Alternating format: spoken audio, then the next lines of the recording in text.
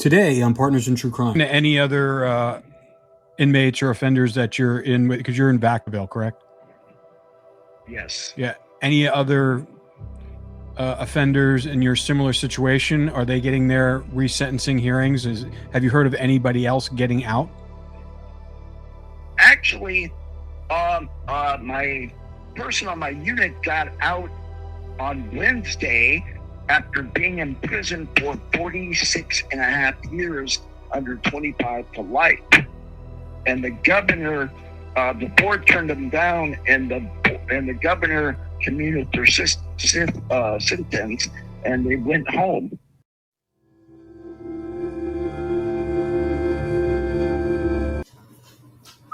Hello. Hello. How are you? Hi. All right. Can you hear me? I can hear you fine. Can you hear us? Very good. Fantastic. Laura, can you hear us? Yeah. Can you hear me? Can you? Yes. Can you hear him? Yes. Fantastico. Hello. Perfect. Yes. Can you hear us? Very good. Very good. All right. So we're back on Partners in True Crime. We have Laura Brand here, and we have Serial Killer X here joining us. It's been a while. What's been going on? Got turned down for resentencing because they said I was the primary killer, even though I disagree with it because I never killed anybody. But there's other avenues to explore. So that's what I'm going to be doing. Okay, so can you talk us through the process and what happened? And because the last time we spoke to you, you said that you were going to be pursuing that avenue. What happened in that time period? Well, what happened is I submitted a resentencing under 11. So I think it's 1170, and then they changed it to 1172.3. And they changed the definition of murder. Did you know that? I did not know that. What is the definition of murder now in the state of California? What happened was a guy was taking his ex-wife to kill her, and she jumped out of the car, and they gave degree murder. The California Supreme Court said no, she killed herself by jumping out, so they couldn't get him for first-degree murder. So they got him for second-degree murder. So you actually have to do it now instead of like you're jumping away to get away from being killed and you die. No, that's your fault. Does that make sense what I'm saying? Yeah, I guess it does, but I'm curious. And when did that happen? That actually happened about 2 years ago, but they're just now coming around to implement it. So that's why when I originally did the petition a year and a half, 2 years ago, I did it under 1170, but then they changed it with the California legislation to 1172.3. See, in my particular case, mine was a theory because no one was around and they indicted me years later. So it was always speculation. They never found a body. They only found part of a head. And that was about it. It was just one person testifying against me because they were mad. They thought I killed their boyfriend and some other people we knew. So, yeah. So when did this happen? When did you get this news? About 3 weeks ago. Okay. And how did they inform you? Yep. How did they inform you? Well, because I got under the petition, they automatically assigned you a lawyer. And the lawyer wrote me, and then she presented the case, and then the judge ruled on it saying, no, it didn't apply to me because I was a primary killer. Now, they got different categories like if you were a passenger in a car or other things. I thought the way I read it was that mine was a theory and you can't have a theory. See, my case happened, and they changed the law. And they tried me under the new law that didn't exist at the time. I should have been tried on the old law, and they said it was a harmless error because in I think it was 99. It was 99. They changed the definition of kidnapping. It's no longer distance to move. It's other factors like concealment to do more things with the victim and all this other stuff. So I was tried under the new law when technically this person died back in 91. I should have been tried under the old law, and there was no evidence of kidnapping. But they said it was a harmless error, so I've been dealing with this ever since. All right. So what is your lawyer telling you now? All right, he's saying that I can't go under that particular penal code. So there's other avenues to explore. And are you exploring those? Hell yeah. Okay. All right. Yep. Have you spoken to any other inmates or offenders that you're in with? Because you're in Vacaville, correct? Yes. Yeah. Any other offenders in your similar situation? Are they getting their resentencing hearings? Have you heard of anybody else getting out? Actually, my person on my unit got out on Wednesday after being in prison for 46 and a half years under 25 to life. And the governor, the board turned them down, and the governor commuted their sentence, and they went home. No parole, nothing, after 46 and a half years. So the parole board basically turned him down, and the governor superseded the parole board and commuted his sentence. Yes. Yes. And That he's happened. not on parole even? He's not on parole? Nope. What was he in there for? No. It had to be something, he never said, but it had to be violent because this happened 46 years ago. And 46 years ago, it was only violent persons were getting the 3 strikes. Wow. What was it for murder? Changing it to pizza and pay that with the prior. But this was a violent person. Yeah. Laura, what do you think about that, Laura? I What do you mean, think? crazy. I mean, even the parole board said no, and he's out. He's out. Multiple times. The parole board said no multiple times. Yes. And the governor, But the governor said, okay, he can get out. Governor Newsom. yeah, but I think it also had to do with this person being transsexual. So did they become a transsexual while they were incarcerated? That's what my understanding was after talking to him for the last year or so. Oh, so you had a relationship with this person, like a friendly relationship? Yeah. But it's very odd because they're giving all these transgenders facial reconstruction, breast implants, hormone implants, cutting off the genitals, what's it called? When they sexual reassignment surgery. Yep. Very strange. And each one of those operations are hundreds of, I imagine, well into the hundreds of thousands of dollars. It's $4 million is the average person they're spending right now. Yeah. Well, independent of that, this person was a violent criminal, correct? Yes.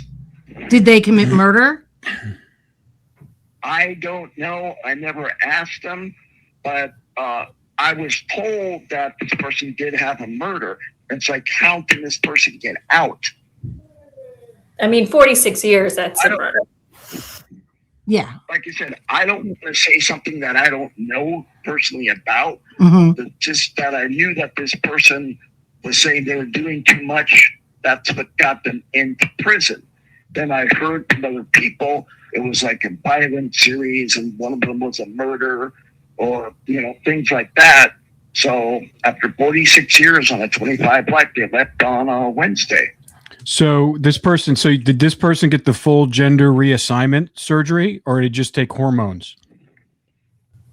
Hormones, yeah, hormones. Well, that's irrelevant to me. Well, I mean, I'm just saying. I just out of curiosity.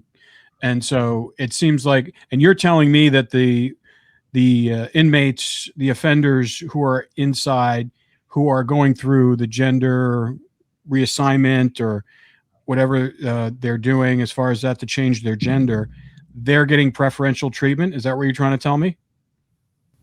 Well, yeah, it's like you have, this is supposed to be a medical facility. And to me, it's like they're letting people get their penises cut off like that. You can't even get aspirin, or they cut you off on your medication, or if it's a serious medical condition, now they move you out of here and move you to another prison, and it just doesn't make any sense to me. Yeah. About how old was this person when they started the whole transformation, and how old is that person right now?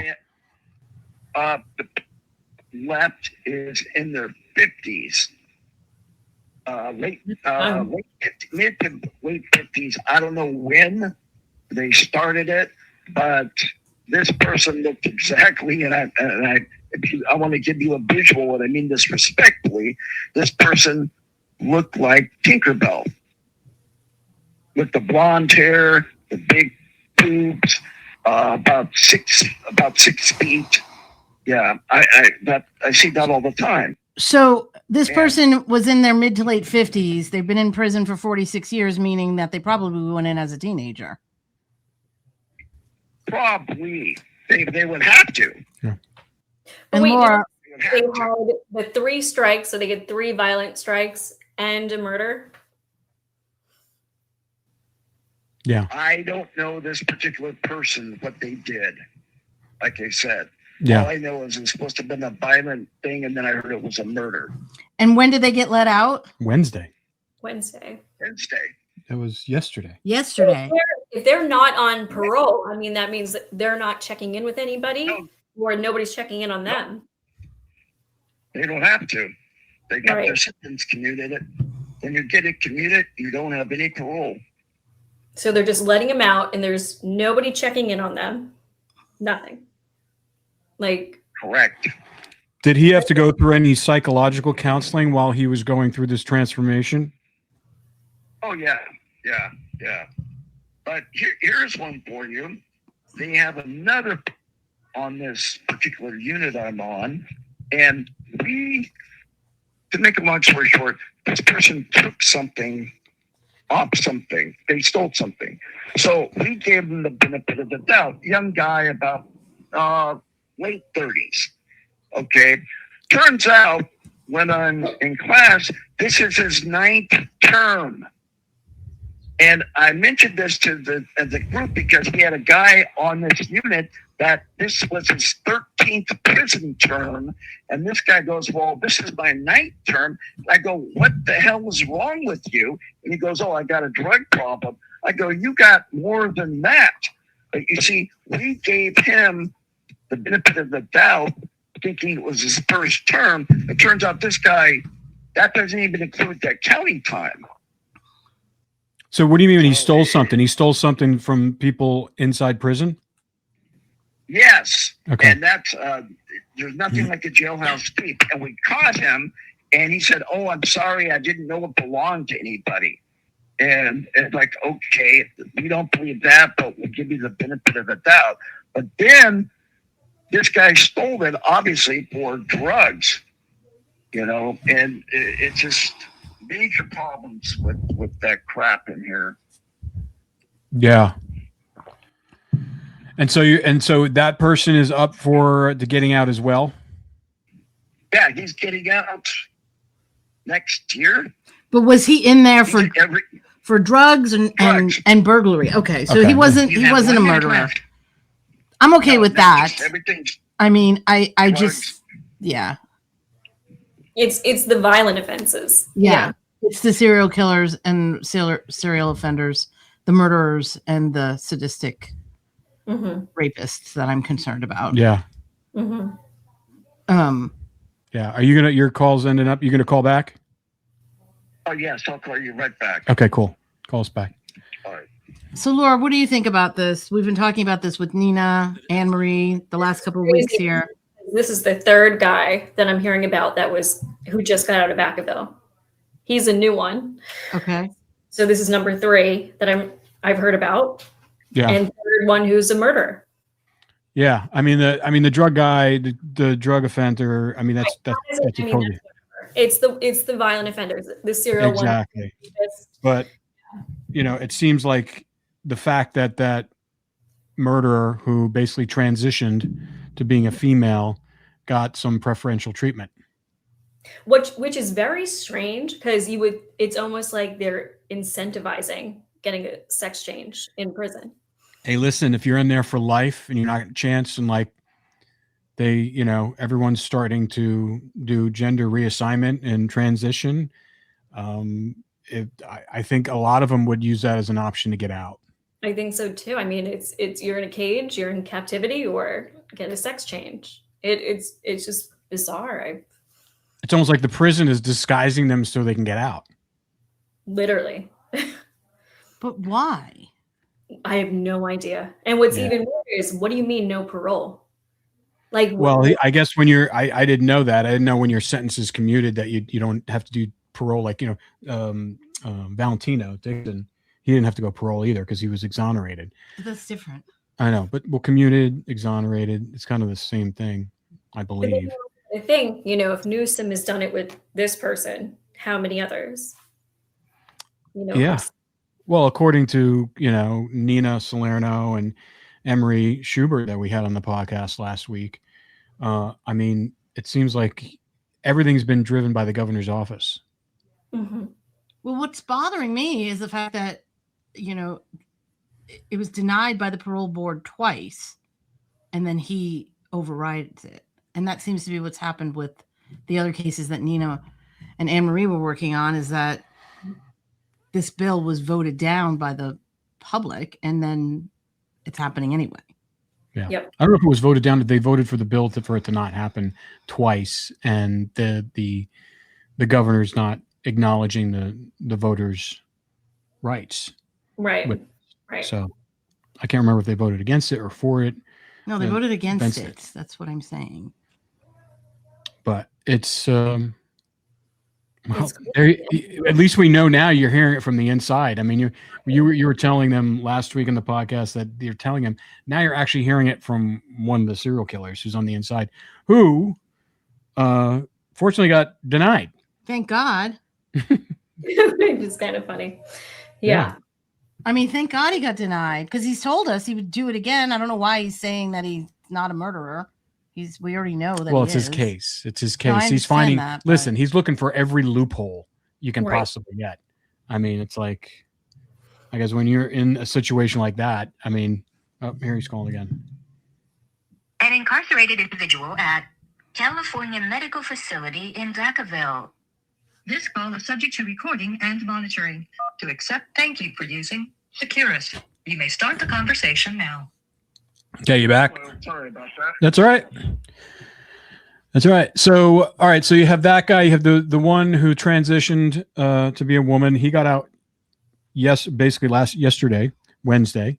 Yes. And then you have this other one who is getting out, but he's a drug offender. He looks like he's going to be getting out.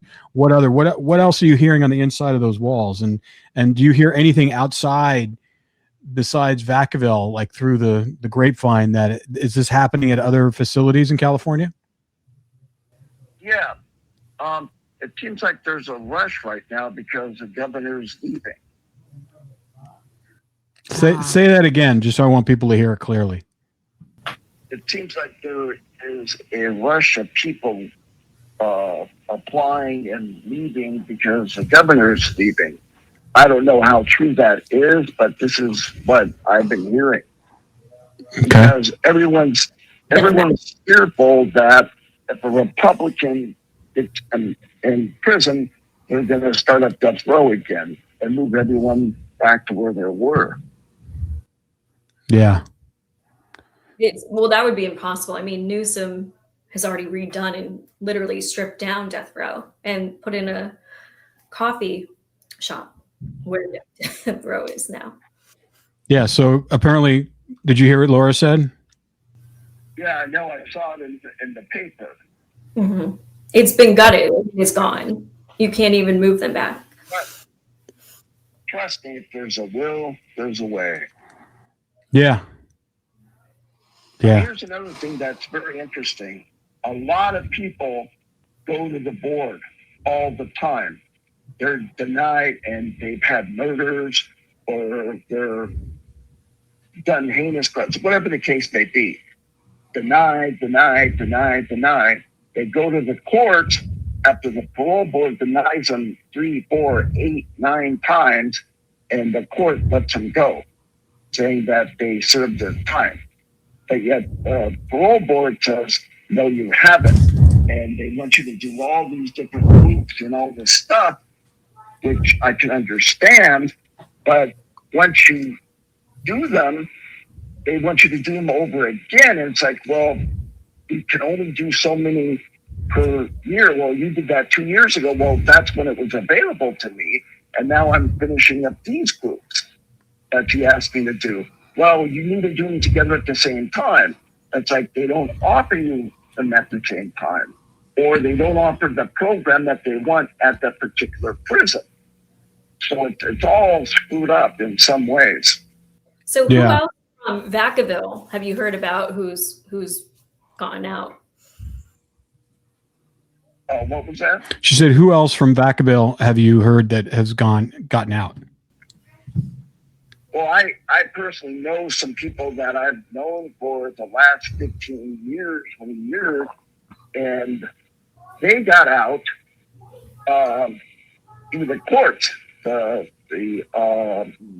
way that these people get out is you just change your LWOP to like a life sentence, or like 25 to life, and then you go from the death penalty to an LWOP, then from an LWOP to 25 to life, or then you start whittling down from 25 to life and coming out a different ways. Eventually, in about 20, 25 years, you end up getting out, but you do it through the courts because you can't go through the board because the board always wants to deny you. Mm-hmm. Yeah. Does that make sense, Laura? From like death row for people, what are you saying? From death row to like life without parole, and then you drop that down to 25 to life, which says like you can get parole pretty much. So it's just dropping them down until they can get out. So they're just diluting the sentences. Mm-hmm. Yeah. Yeah, but it just seems a little bit more. It's like no matter what you do, the board always wants to deny you, and then you go to the court, and the court says you've already done your max term plus an extra 15 years. You need to go now, and they let you out right away. And it's regardless of what you've done. If you're a killer, or you're in there for murder, or you're in there for drugs, or you're in there for robbery, they're treating it all the same. Yes. Are a lot of them going on parole? It's just crazy. Like nobody's checking in on them, or they're checking in with the parole officer. When you get your symptoms commuted, you don't have any parole, nothing. Now, when you do your max term or whatever, you still have to do some type of parole depending on what kind of crime you have. Now, that's my understanding. Don't quote me on that, but that's what I've heard. I don't know about that yet, so I'll let you know one day. Okay. So you're back to square one right now with your case. Yep, but there's always hope. So how much more time do you have before you can actually do? Is there like a time where you have a cooling off period where you can't reapply? You have to wait a certain amount of time, or you can do it right away? No, you can do it right away if you have an issue through the habeas process. The habeas process. Yes, but the way you go through the habeas process is if you have money to find. Can you speak up a little bit more? Where it seems like you're drifting there. Let me try to. This is all a new system. That's right. Now that's better. Okay. Yeah. So you either get a habeas lawyer that can come after a point, or you do it yourself. Yeah. What are you doing? I'm doing it myself. Okay. You know how to do that? I'm learning along the way. Okay. So you're spending some time in the law library? Yeah. So all the people that I know that have been petitioning to the courts and all that, I'm studying what they're doing and getting their notes and everything. So that gives you a guideline or a template. Yep. I would imagine right now the law library is pretty packed. No. It's not? No. This is the story with the law library. Okay. The librarian left to go to San Quentin. The other librarian got walked off in handcuffs. This is the third time this person got walked off in handcuffs. So there was no law librarian for a long time. So here, the law library is completely empty. Everyone's 602ing it, and everyone keeps on writing them up. And for example, I had a docket to go last Wednesday. They had a modified program, and nothing was opened up till 1 o'clock. Mine was at 10:45. So then what happened is they said that we would all get docketed the next day. Nothing. So I wrote 22. That's a request over and over again, about 6 of them. So I finally got my docket for tomorrow. So I'm going tomorrow. It's only taken like a week. And it's for example, this is what else they do. They don't consider legal mail on a Friday. So you can only, and I got a 602 on this. And what happened is this, they're only doing legal mail at this facility Monday through Thursday. They don't consider Friday a regular business day for the whole state of California because the mail doesn't go out till Sunday, so they won't accept it. So I had to 602 this, and I got it granted because what they were doing was they were doing legal mail for the people from 9 in the morning to 1 in the afternoon that were in ADSEG. They were taking their legal mail but they wouldn't take anyone else's. And then they don't do copies on Friday, on Saturdays. So they throw in all these obstacles. And when you go by the library, for example, my friend went the other day after trying to get there for like 3 weeks. There was 2 people returning books and 1 person on a computer screen. It's absolutely empty. So they have these people, the new COs that work there, and they have these people from education that are working there, and it's these obstacles.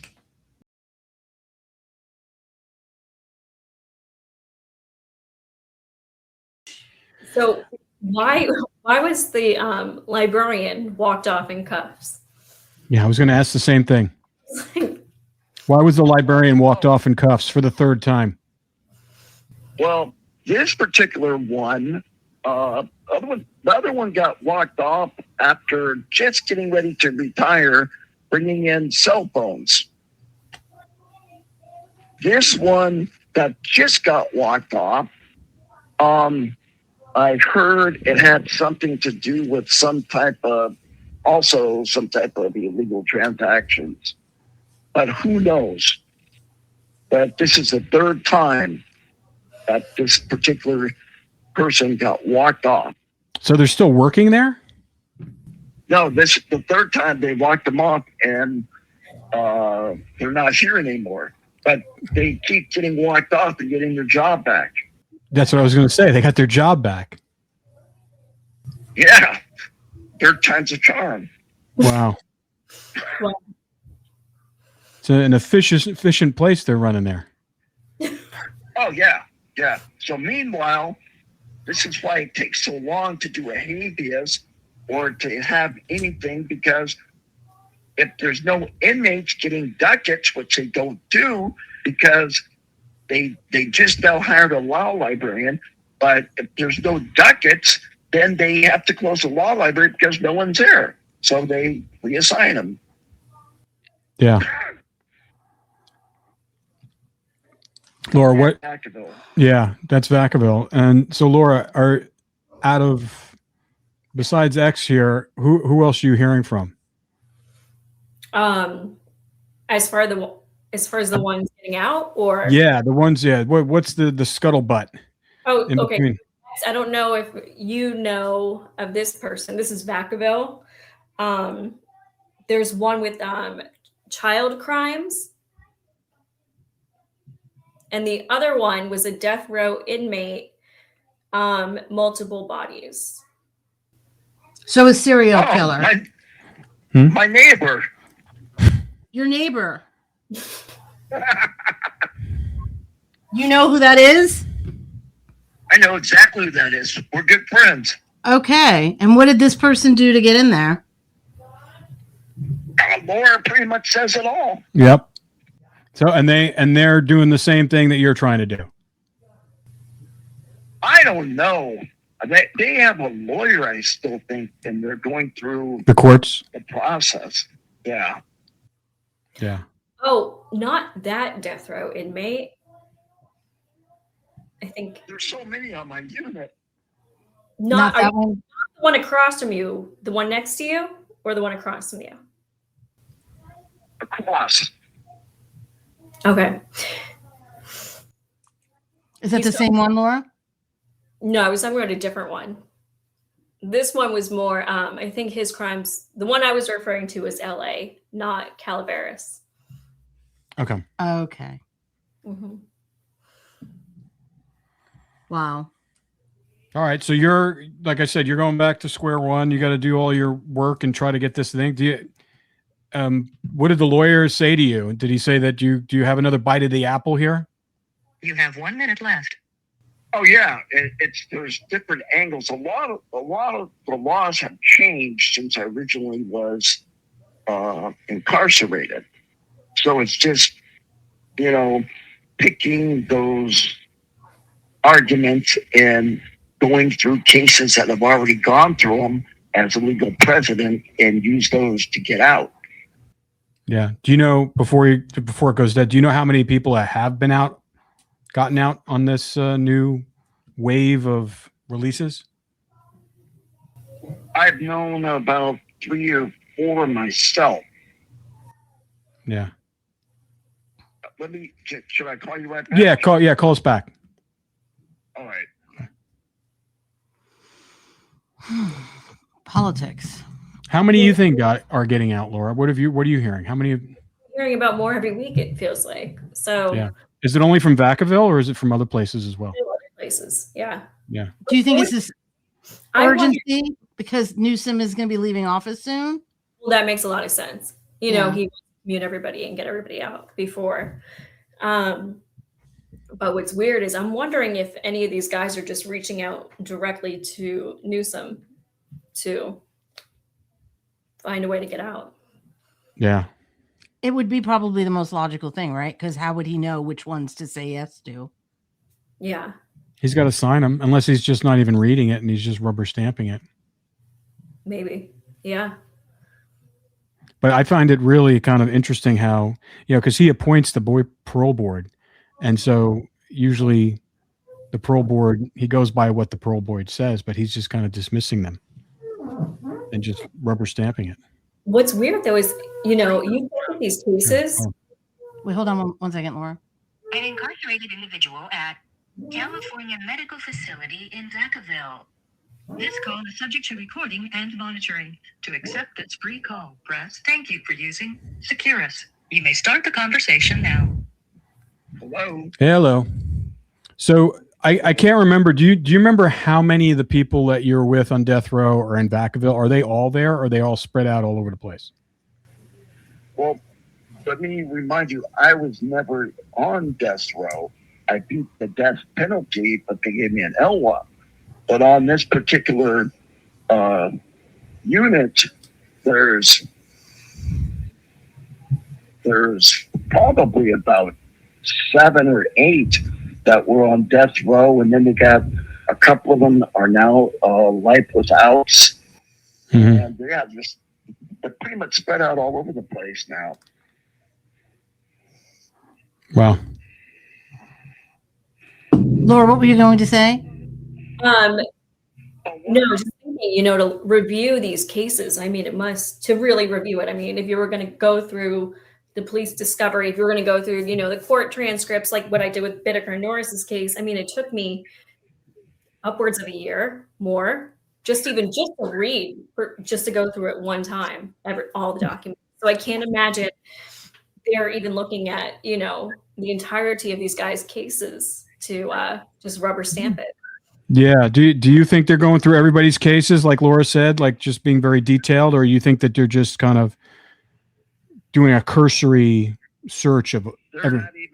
They're not even doing so. That's very interesting you said that.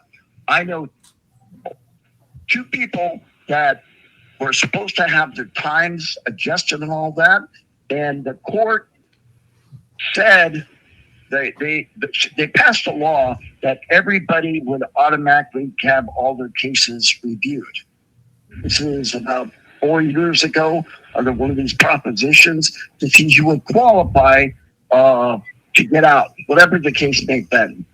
Now, I know a person that, I know several persons that when they got their, it's called EPR, earlier possible release date, it turns out CDCR didn't even do it.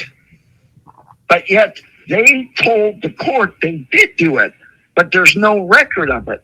So they're trying to go to court to order CDC to do what they said that they did.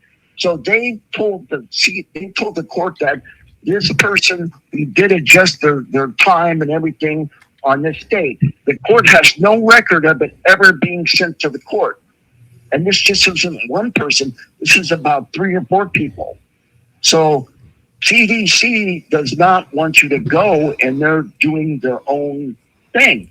And these are just people that I knew. So if they're doing it to these 3 or 4 people, they're doing it to hundreds and thousands. They're doing it to thousands of people. Wow. Crazy. Yeah. That's, because the one thing that we were talking about last week on the podcast with these former prosecutors, and they said that the main reason they started doing this because they were arguing with reducing the prison population, but now they don't have to reduce the prison population. Now it just seems like they're letting people out for the sake of letting people out. I mean, right.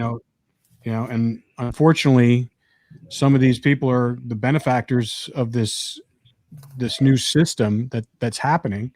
And you unfortunately it didn't happen for you yet, but there's a possibility it could. What let's just assume that everything goes in your favor and you get out. What's the first thing you're going to do when you get out? Oh, I'm moving in with Laura. I'm renting a room. She's shaking her head no right now. Oh, yes. Yeah. No. So look at what they're doing. It's the drug offenders, the ones that keep coming in and out and in and out and in and out. Those are the ones that are getting out. You let them out, and they commit crimes, and then come right back because it's a money game to them. Oh, come on. You're like in your 30s and you've been in prison 9 times, 9 different. That doesn't even count the county jail time. Okay? And it's just like they get busted and they do drugs. They get busted, they do drugs. They get busted over and over and over and over again. Those are the people that they're letting out.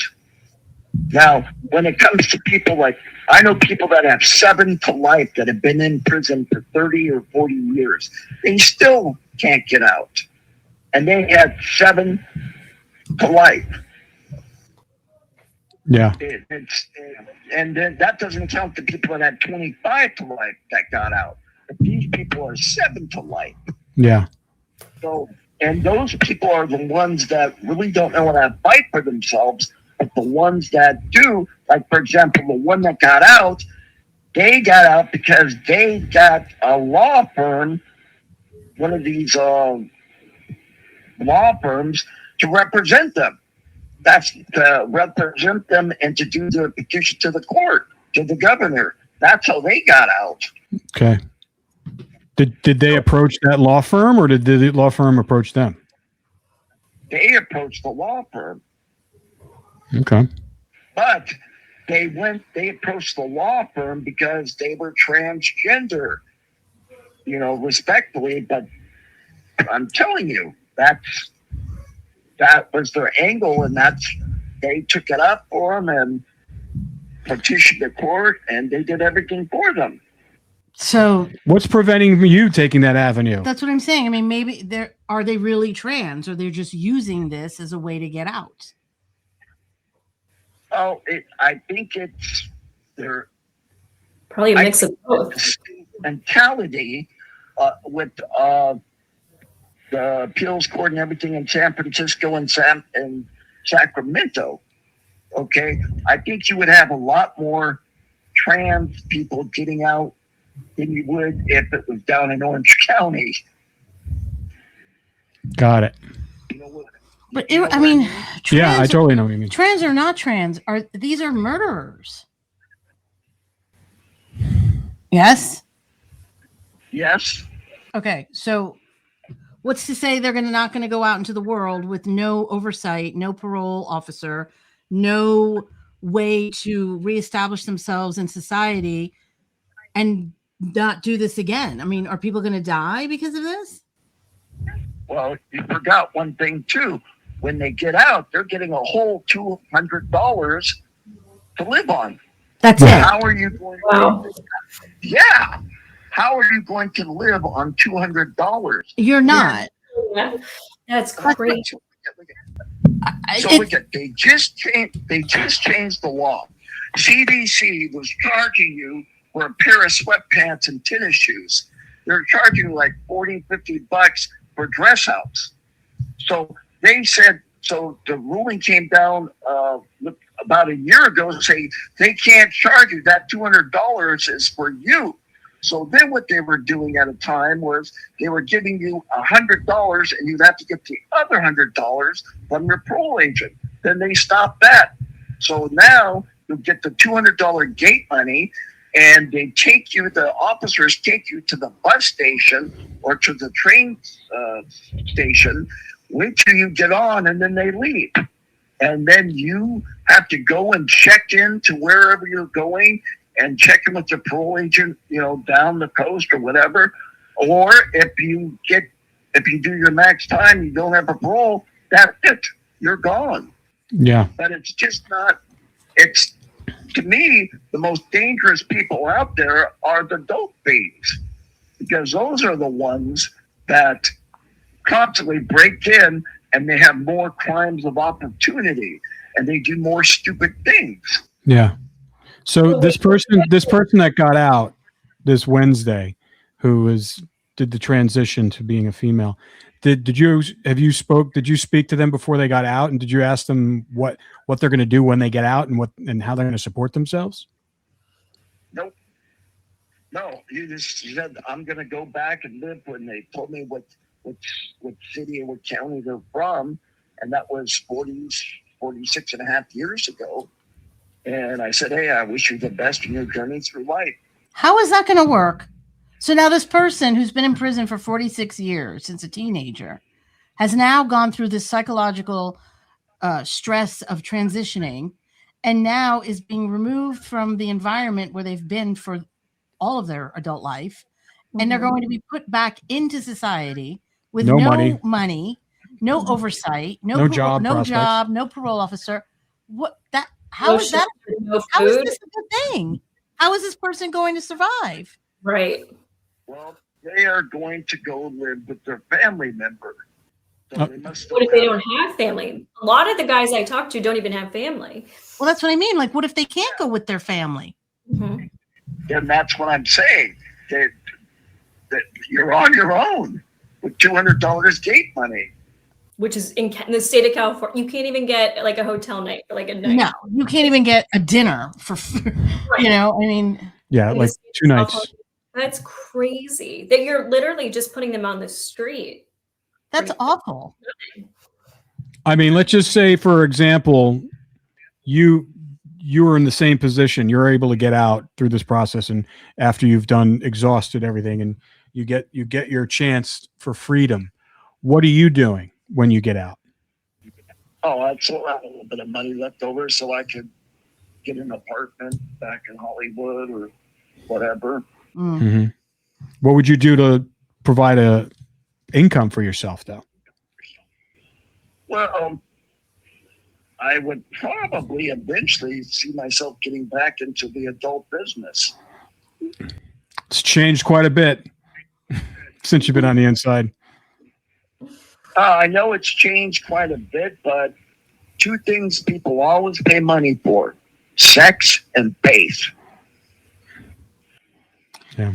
And what about the victim's family? Were they notified, or are they told that this person is out? I have no idea, but that's something you would have to contact the state capitol. That's actually a very interesting question. If the governor commutes someone's sentence, do they have to contact, or what do they do with the victim? Yeah. The victim's family.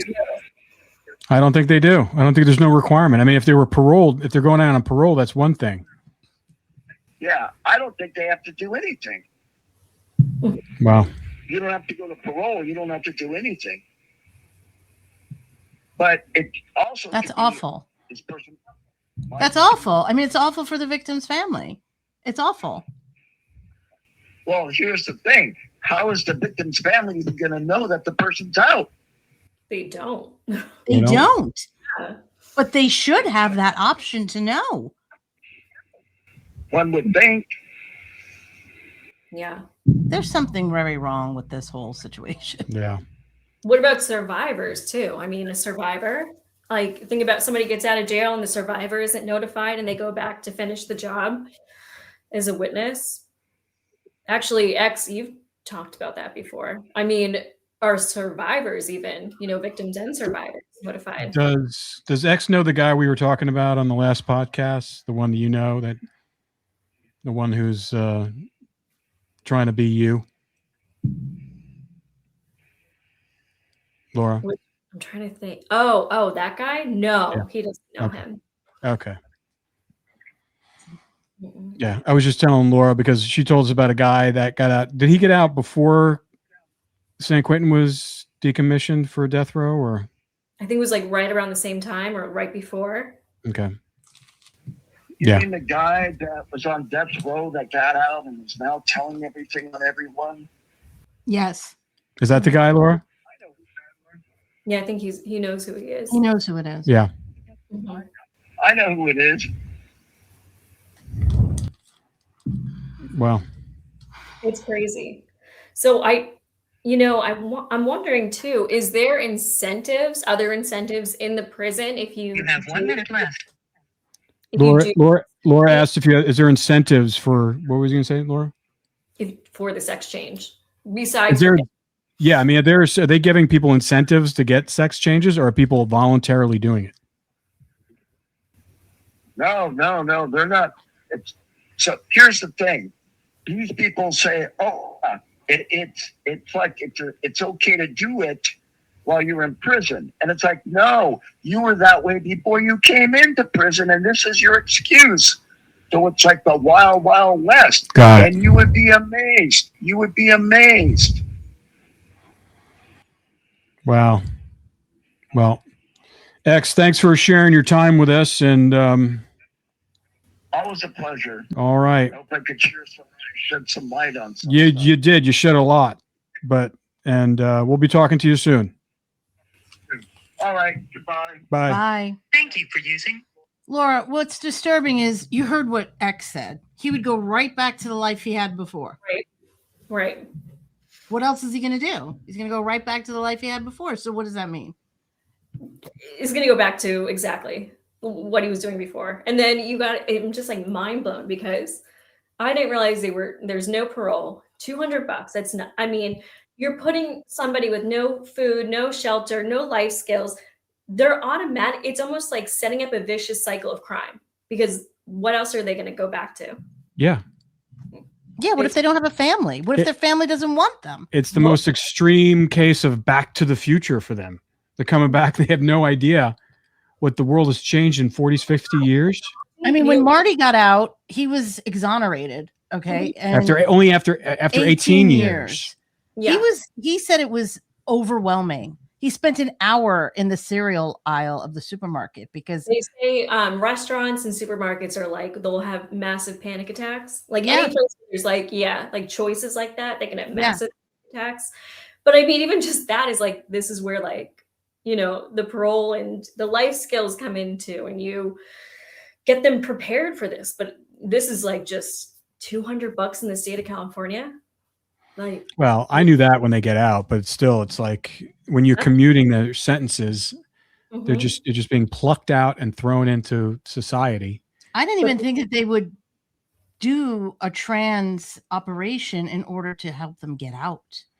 Like what? I think that they're not doing that purposely. I think because and I can't believe our tax dollars are paying for this.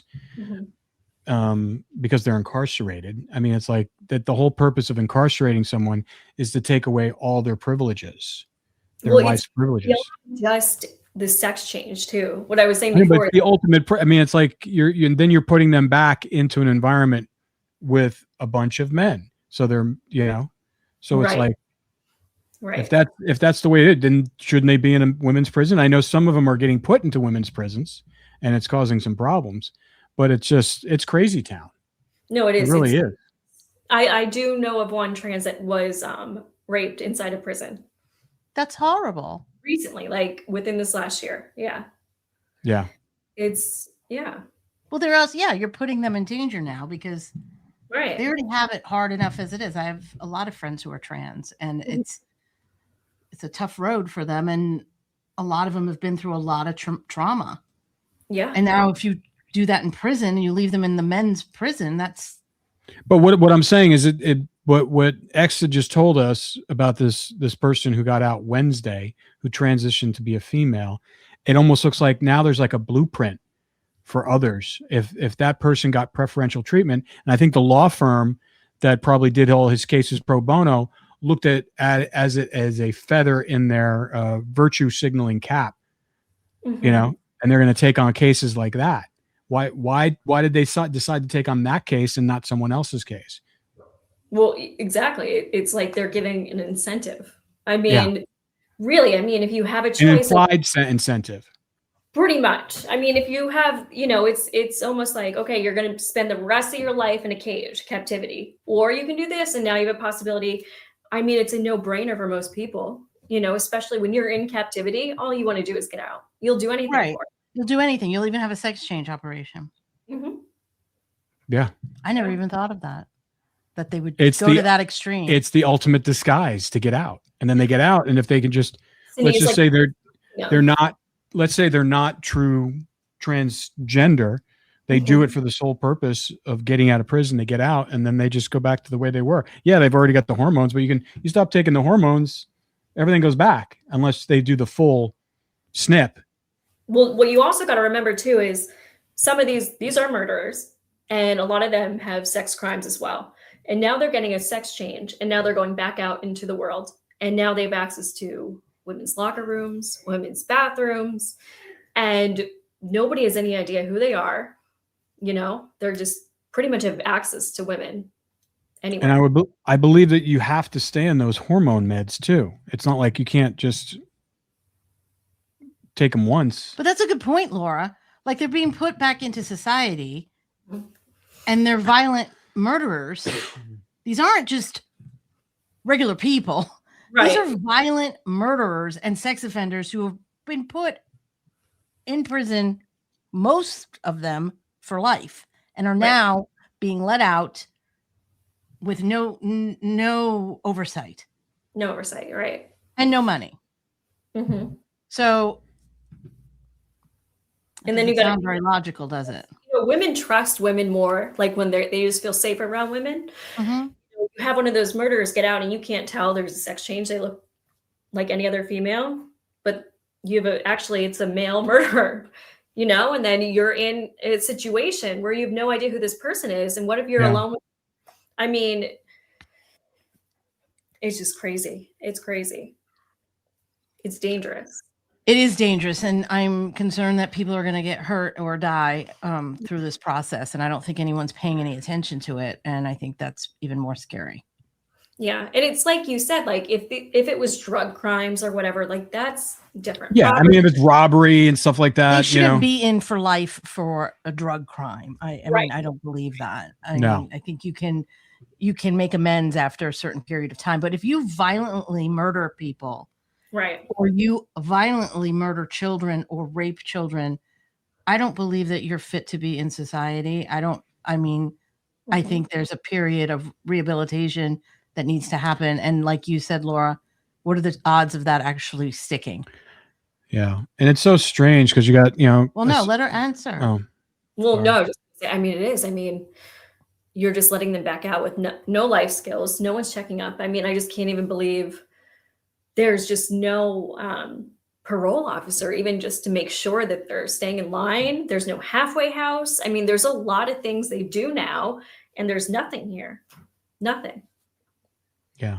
It's such a dichotomy because you a couple states over in Idaho, it's the complete opposite. In fact, they do have a death row there. In fact, they just voted to institute the firing squad again. So, I mean, not that that's the right thing to do, but it's just so weird from state to state how different it is. In Texas, they commit a lot of executions all the time. Florida too. So it's so weird depending upon where you live. That's what's going to happen to you. And in Louisiana, they have real-time sentencing. There's like, you get 75 years, you're doing every day of those 75 years. Now, who's to say what is right and what is wrong? But my gut is telling me what California is doing is not the right way. And it shouldn't, and it's not the right way to do it by just commuting sentences of these killers when parole boards once, twice, 3 times are rejecting their ability to become a free person. And then the governor comes in and just says, nope, let them out. I don't think that's right. No, it's not. And, they keep talking about how they're trying to be like Europe and, if you look Norway is the big magic. First of all, I lived in Europe for 8 years. Those countries are so small. I mean, France is the size of Texas. An entire country is the size of one of our states. Number one. Number two, they don't have the level of serial killings and violent murders that we do. They just don't, percentage wise. They just don't. For whatever reason, they don't have it. I just don't know how you can compare our country with the size of it and the amount of people living here to a place like Norway that is half forest. And the amount of cultures we have together. I mean, Norway's like 5.6 million people. Well, their whole system is based on rehabilitation. It's not even like prison. So they're actively rehabilitating the criminals inside of their systems too. And not only that, is like when they do release them, they don't just say, okay, you're free, no resources. I mean, they're with them every step of the way. And this is why it works. Well, they also have social services. I mean, they get their housing paid for, they get food. They're not put into the street with $200, go fend for yourself. That's not what they do. That's not rehabilitation. That's, let's just forget about this. And this person's going to be now in a desperate situation, and we all know what happens when people are in desperate situations. Here's a little quiz. What do you think the prison population is in Norway? Oh, it's low. So Just low. Take a guess. Take a guess in. All right. Well, I know the death row, San Quentin's death row, it was 700 and what was it, 27 or 37? I'm going to say that San Quentin's death row population, probably like around that area. No, it's more than that, but still, it's 3,000 for the entire 3,000. country. Okay, that's like one prison in the state of California. Exactly. It's a different world. It's not even. It's you like can't just go get a gun in those places. Don't get me wrong. I mean, in Paris, they have one of the biggest terrorist attacks in history. You can get guns on the black market, but you can't just go buy guns. You can't it's a different culture. My cousins in Italy are terrified to come to the United States because they think it's just one of the most dangerous places. It is. They don't have carjackings. They don't have, random car chases. They don't have the things that we have here. They just don't. They don't. It's a different culture. They don't. And, they've done research, like not even just like forensic psych, I'm talking like sociology of, having people coming from other countries over here. And they've shown in this research that the level of violence increases being over in America. So it's something within our culture as well, which can't be negated. Well, we're a melting pot. We have so many different people that live here. I think it's more than that. It is a cultural thing. It's, what we watch on film, movies, video games, guns are available, weapons are available. It's a different culture. It's just not the same. Video games, every time I look on the TV, I mean, it's really is violent. It's a mom now, and I look at like what Rome looks at on YouTube or his video games. I'm like, oh my God, this is so violent. And you really start to see it like once you become, especially a mother, when you're looking at everything, you're like, how is his brain? Because you start to look at everything. Yeah. No, you got to limit that stuff. Limit that stuff. Yeah. Well, this is interesting conversation with X. Yeah, we're getting boots on the ground now. We know what's happening on the inside. You told us, you've been hearing it. Now we're hearing it from someone. We heard it from Nina and from Anne Marie, and now someone inside is telling us the same thing. Who's trying to go through that process? It's just interesting that the mainstream media isn't talking about this. Yeah, No, I haven't seen it. I haven't seen it I watch the news every day. I haven't seen it at all. Have you? I wonder if somebody from Newsom's camp would even talk to us. I mean, we can try. Yeah. Right. I don't know. I mean, it doesn't seem like anybody's covering this, but I mean, No, they're not going to talk to us. I doubt it, but we'll try. We can try. I mean, I'd like to hear their rationale. I'm curious. I'm sure it's going to be some sort of, benevolent, altruistic, giving this person these people another shot at life. And because when we were talking to, Nina and Anne-Marie last week, they said they don't need to decrease the prison population. They're not overcrowded. Mm-hmm. So, and these are two women that they work the state, right. They know everything. I mean, Nina, I believe she used to represent the correctional officers union for years. So she knows the prison system inside, not to mention she's been to 13 parole hearings for her own sister's murder, trying to keep her murderer in prison. Mm-hmm. But anyway, fascinating stuff. I mean, it just shows you what happens when politics are so heavily involved with this type of stuff. Yeah. Well, it's a fiefdom. It's almost like a fiefdom. A king just comes in. Okay, you can go. Mm-hmm. You're free. I'd be curious on what the rating system is, if they actually looking at their cases and looking at all their case files and the discovery to find out exactly what led them to be incarcerated in the first place. Well, that, and then you've got to look at their prison behaviors and their citations in prison and how their behaviors, it's a lot to look at when you're really going to, do a evaluation for whether they should get out. Yeah. Crazy stuff. But I guess we're going to keep an eye on it and see what happens. And what I'd love to do is just see if we can get from them somehow who they're releasing, because that's got to be public record. Seems like they're doing it quietly. I mean, we should look into, even though there's still got to be paperwork involved. Well, let's dig in a little bit more. We're gonna have We'll to come dig. back. Yeah. next week, see what else we find. All right. All right, Laura. Good to see you.